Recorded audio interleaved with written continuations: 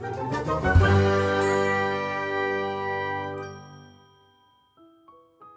Dear students, class 5 EVS के first chapter की ये तीसरी वीडियो है। पहली दो वीडियो में हम इस चैप्टर का कुछ भाग पढ़ चुके हैं। आज की वीडियो में हम इस चैप्टर को आगे पढ़ेंगे। तो चलिए स्टार्ट करते हैं। ऐसा क्यों? यहाँ पर एक कहानी है, इसे पढ़ लेते हैं। आज रजनी को ज़रूरी काम से कहीं जाना पड़ा।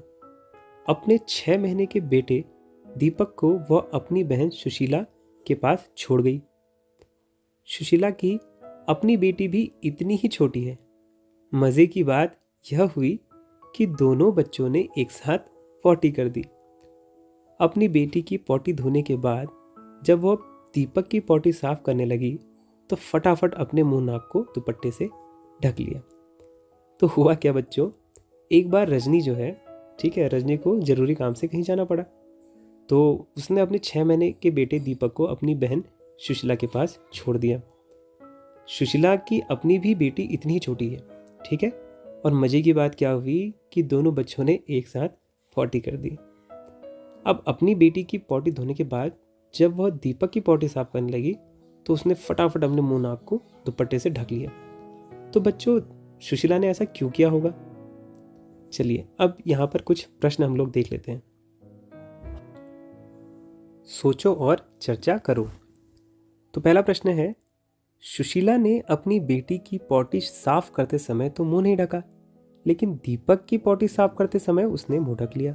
ऐसा क्यों?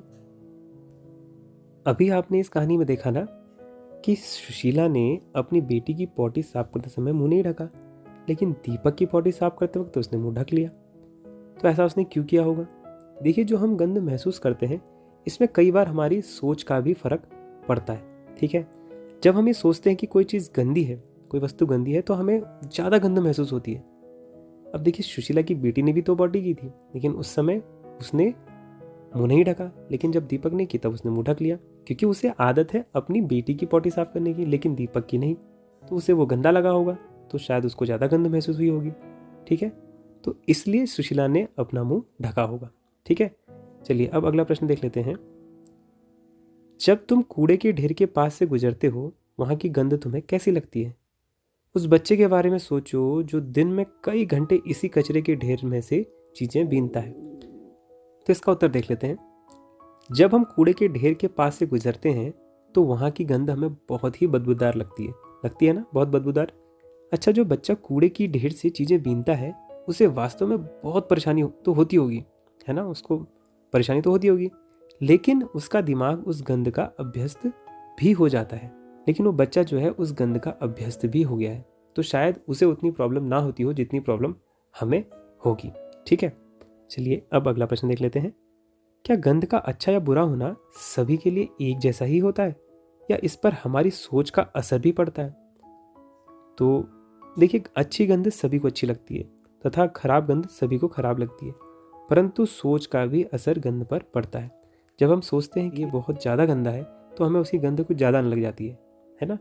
तो सोच का भी असर गंध में पड़ता है, ठीक है। चलिए अब आगे बढ़ते हैं। तो हमने इन तीनों प्रश्नों के उत्तर देख लिए, ठीक है। चलिए अब आगे बढ़ते हैं। अब आपके पास 2 प्रश्न और हैं। किसी ऐसे पक्षी का नाम लिखो जिसकी आंखें सामने की तरफ होती है। तो क्या आपको ऐसा कोई पक्षी याद आ रहा है जिसकी आंखें सामने की तरफ होती हैं? जी हाँ, ऐसा पक्षी है उल्लू। उल्लू की आंखें सामने की तरफ को होती हैं, जैसे इंसानों की होती है ना, बिल्कुल वैसे ही उल्लू की आंखें भी सामने की तरफ को होती हैं। अच्छा, अगला है, ऐसे कुछ पक्षियों के नाम लिखो जिनकी आंखें सिर के दोनों तरफ होती हैं। इन पक्षियों की आंखों का आकार उनकी सिर की तुलना में कैसा होता है? तो ऐसे पक्षी जिनकी आंखें सिर के दोनों तरफ होती हैं, तो ऐसे पक्षी कौन कौन हैं? कौवा है, कबूतर है, चील है, गौरैया है। ऐसे कई सारे पक्षी हैं जिनकी आंखें जो हैं सिर के दोनों तरफ होती हैं। अब इन पक्षियों की आंखों का आकार उनकी सिर की तुलना में कैसा होता है? इनकी आंखें जो हैं सिर की तुलना में बहुत छोटी होती हैं, ठीक है। तो बच्चों, ये तो प्रश्न भी हम लोग कर चुके हैं, ठीक है। अब देखते हैं आगे। ज़्यादातर पक्षियों की आंखें उनके सिर के दोनों तरफ होती हैं। पक्षी एक ही समय में 2 अलग अलग चीज़ों पर नज़र डाल सकते हैं।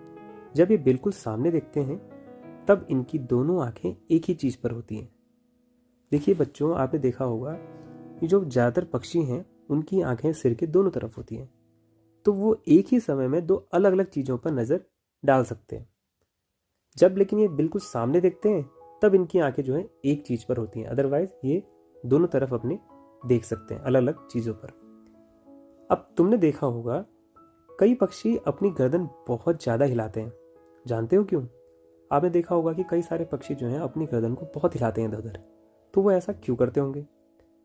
तो वो ऐसा इसलिए करते हैं क्योंकि ज़्यादातर पक्षियों की आंखों की पुतली घूम नहीं सकती, वे अपनी गर्दन घुमाकर ही आसपास देखते हैं। बच्चों, जब हमें अपने आसपास देखना होता है तो हम लोग अपनी आंखें घुमाकर भी देख लेते हैं, लेकिन जो पक्षी होते हैं ज़्यादातर उनकी आंखें इस तरीके से नहीं घूमती, उनकी आंखों की पुतली का मूवमेंट ऐसे नहीं होता। ठीक है, तो इसलिए उनको बार बार अपनी गर्दन घुमानी पड़ती है। आपको यहाँ पर दिख भी रहा होगा, आपको यहाँ पे कुछ चूजे दिख रहे हैं ना, तो देखिए ये किस तरीके से गर्दन घुमा रहे हैं, है ना। हम लोग अपनी पुतलियाँ घुमाते हैं लेकिन ये अपनी गर्दन घुमाते हैं। अच्छा, अब देखिए तुम भी अलग अलग तरीके से देखो। अब आपके लिए एक एक्टिविटी है, ठीक है। तुम अपनी दाईं आंख बंद करो या हाथ से ढको। अब क्या करिए, आप अपनी दाईं आंख को बंद करो या फिर उसको दाएं हाथ से ढक दो आप। उसी समय तुम्हारा साथी बिल्कुल दाईं तरफ थोड़ी दूर खड़ा होकर कुछ एक्शन करे। अब आपका कोई साथी, अभी आप घर पे है ना, तो आपके परिवार का कोई सदस्य, आपके भाई बहन या आपकी कोई दोस्त, ठीक है, वो आपके बिल्कुल दाईं तरफ थोड़ी दूर खड़ा हो जाए और कुछ एक्शन करे, कुछ एक्टिविटी करे। ठीक, अब ये बताइए, क्या तुम बिना गर्दन घुमाए अपने साथी के एक्शन को देख पाते हो? क्या आप ऐसी स्थिति में बिना गर्दन घुमाए अपने साथी को देख पाओगे? बताइए, नहीं देख पाओगे, आपको अपनी गर्दन घुमानी पड़ेगी। दूसरा, अब दोनों आंखें खोलकर बिना गर्दन घुमाए दाईं तरफ खड़े साथी के एक्शन को देखो।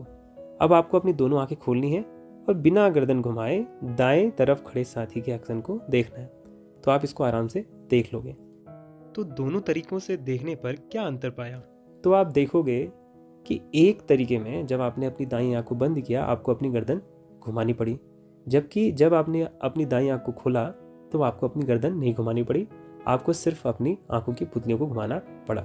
ठीक है, तो इन दोनों में ये अंतर रहा। अब गेंद या छोटा सिक्का उछालकर पकड़ने का खेल खेलो। एक बार दोनों आंखें खोलकर और एक बार एक आंख बंद करके। किस स्थिति में उसे पकड़ना आसान लगा? आपने क्या करना है, अब गेंद या फिर कोई छोटा सिक्का आपने उछालना है और इसको पकड़ना है। एक बार आपने अपनी दोनों आंखें खोलकर इसको पकड़ना है और एक बार इसको एक आंख बंद करके पकड़ना है। तो किस स्थिति में उसको पकड़ना आसान होगा, यह आप बताइए। तो जब आपकी दोनों आंखें खुली होंगी तब उसको पकड़ना आपके लिए आसान होगा, बजाय कि आप एक आंख खोलो।